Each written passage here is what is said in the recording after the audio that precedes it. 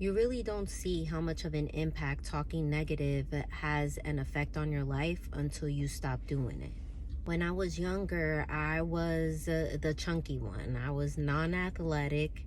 I was kind of nervous to like break anything or get hurt. So I was always very mindful of the activities that I participated in. Go to my doctors and they will tell me, oh, you're clinically obese. You need to be at least 100 pounds.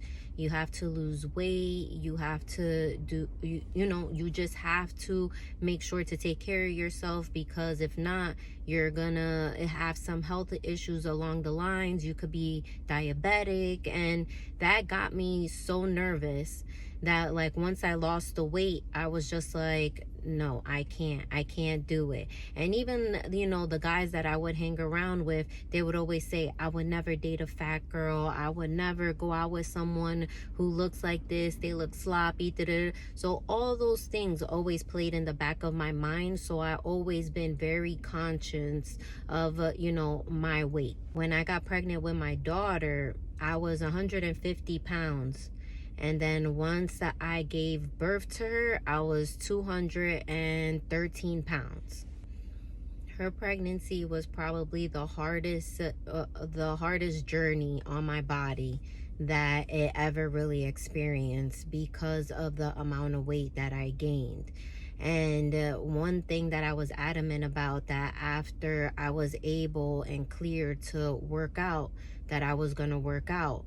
But I was apprehensive because I was big and I was self-conscious, and I would tell myself, oh, you're gonna look stupid going to the gym, your clothes aren't gonna fit right, or just talking myself out of it. So I told myself, you know what, I'm just gonna start working out at home and build the confidence until I'm able to go. So I started off with Beachbody. That was the brand at the time that you could utilize to do your workouts at home. And I had to trick myself and tell myself, like, okay, you're gonna start working out. What is your schedule and how is it gonna look like? I felt like if I talked to myself in a negative way or found something negative, I most likely wasn't gonna do it. So I would tell myself, you have to do it, you have to get healthy, you have to be better than you were before, you gotta lose this weight. I will go to bed in my gym clothes, so then that way it was easier for me just to get up in the morning and work out. I would be mindful of the workouts that I'm already doing, so then that way I'm not sitting there trying to figure out, oh, what workout do I need to do today? What part of my body am I going to work out? So all those things combined would make me or prevent me from going to the gym. But once I started planning and organizing myself and telling myself, you can do this, just set time for it, have space for it, it eventually became something that was just consistent in my life. But I had to trick myself in order for me to do it.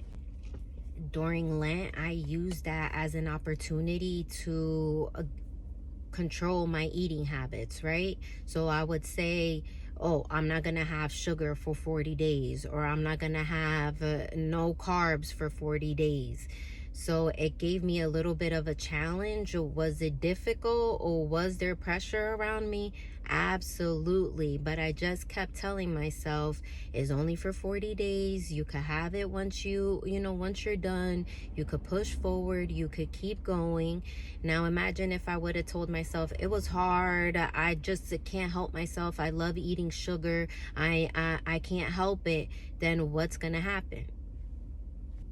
I feel like us as women, we do that to ourselves. We shoot ourselves in the foot way before, anybody else has the opportunity. Now, imagine if you have society telling you other things to do rather than doing the things that you need to do. You're gonna be so overwhelmed, or you feel like it's a daunting task, and you're not gonna want to do it because you already feel overwhelmed with what you're telling yourself and what society is telling you. Telling yourself you're never gonna have time, telling yourself you're too busy, telling yourself you can't wake up early to go work out. All those things affect you negatively, whether you think about it or not. They do have an effect on you because eventually you're not moving how you need to move because you're more worried about, I have this going on, I have my schedule, I have my daughter's schedule, I have to do this instead, I have to do that instead. So it's a matter of just taking a beat, giving yourself grace, and saying, where can I squeeze this in, and am I going to be consistent to be able to do it? And it honestly doesn't even have to be about working out. It could be any positive change that you're trying to make for yourself. What are you doing to be able to contribute to them and have a longevity doing the things that you know you want to do, but you keep telling yourself you don't have the time for them? So for 2026, I want you to speak life into your life. Be kind to yourself. Be gracious to yourself. Love yourself, because deep down inside, you've earned it, you deserve it, and you will be much happier when you take the opportunity to slow down and reorganize.